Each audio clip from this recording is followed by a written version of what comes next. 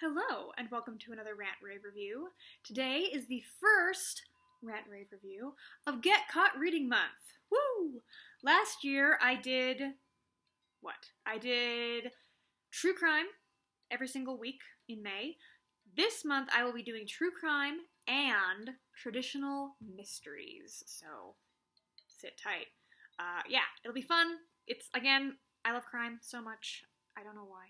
I love it enough to have a crime scene tape, scarf, and handcuff earrings, but I also like skulls and death and skulls. Yeah.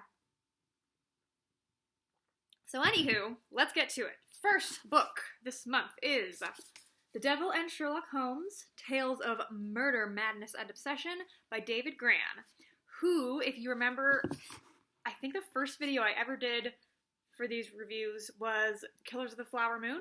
Excellent book. Read it. 10 out of 10. He also wrote that. But I actually read some of this book before I ever had heard of Killers of the Flower Moon. It's actually essays. So it's basically a bunch of different essays that he wrote. Well, essays, I guess. Yeah, they're short nonfiction pieces gathered up from his time writing for various papers. And they're not just true crime. There's some just weirdness as well. I haven't actually finished it all. I haven't read the weirdness yet. I've only mostly read the true crime. But it's the kind of stuff that you could not make up. Like, if you put it in a book, people will be like, that's too crazy. I'm not buying it. Or, like, the most outlandish episodes of Law & Order Criminal Intent or CSI where you're like, yeah. So I don't want to spoil anything because the essays are really good, but I'll try to give you a little flavor of a few of the really, really good ones. So the first one, in which the title comes from, is Mysterious Circumstances. It's basically, there's this Sherlock Holmes fanatic, Sherlockian as they are, and they found him dead, and it's like, is this murder? Is this suicide? Like, what a weird, it's a real life mystery, yeah. So that's what kicks off the book. Trial by Fire is one that will make you want to, it's actually a very famous case. It's about, this, I will spoil this one because it's not really a mystery. Basically, there was this man in Texas who, his house caught on fire, he managed to escape, his two little kids died in the fire. And the arson experts were basically like, oh, it was arson, clearly done on purpose. Also the fact that he didn't run in and try to save his kids. Except that, like, if you've ever been near a fire, I haven't, but people who've been near fires are basically like, you don't know what it's like. Like, it is, like, literally, like, your dumb reptile brain kicks in, and you, half the time, like, you're just like, I can't go near it. It's too, like, horrifying and intense.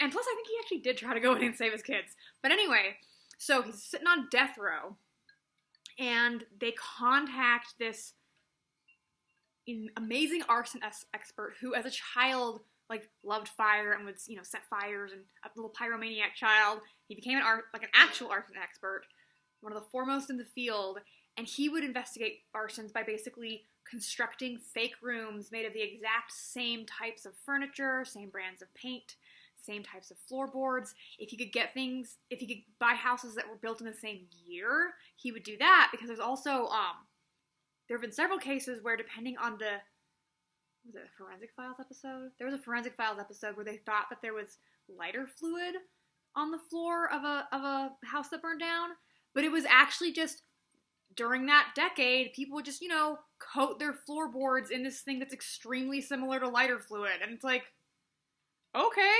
yeah, so yeah, arson investigation is a crazy field, and I feel like we're in, like, the baby steps version, I feel like every other part of forensics, we're like, yeah, what computers did the work, we can pinpoint it with a 99% accuracy, whereas arson, we're like, I don't know, it seems like maybe, yeah, anyway, they talk about that, they talk about what happens in the case, did he get free, did he not, yeah, so, it'll make you very sad for, like, anybody who has to investigate arsons and is ignored, and yeah, let's see, that one was really good. The Chameleon is the one I will not I will not ruin for you. Let's just say it's about a gentleman who steals people's identities. And I don't mean like their credit cards and social security numbers.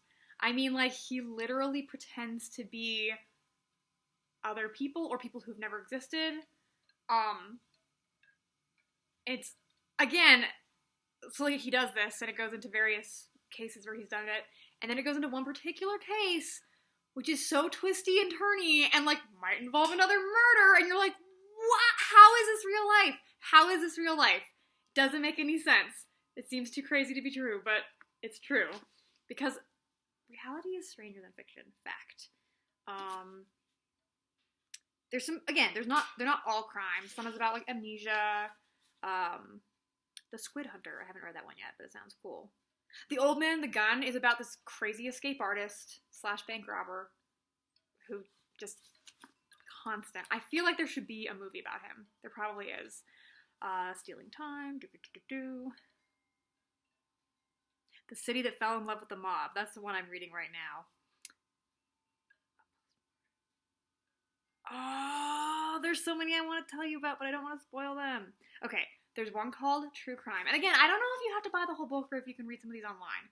I know you can actually buy some of them individually or listen to some of them individually. Like The Old Man and the Gun and Other Stories is like a different version of the same book. So you can probably find these at various places. But if you can find one, it's called True Crime, a postmodern murder mystery. I know. And it is... You would not believe that it is real. Like, it's basically about a detective who solves a crime by, like, reading a book written by a murderer, and it's, like, twisty-turny and ridiculous, and it seems fake, but it's not. Yeah. It's so good. And it was, like, a cold case. It wasn't even, like, immediate. It was, like, this case hasn't been solved. I'm gonna, track this clue that seems obvious now, and then it leads you down this rabbit hole of insanity, and it's crazy, and it should probably be a movie. All of these should probably be movies if they aren't already. Yeah.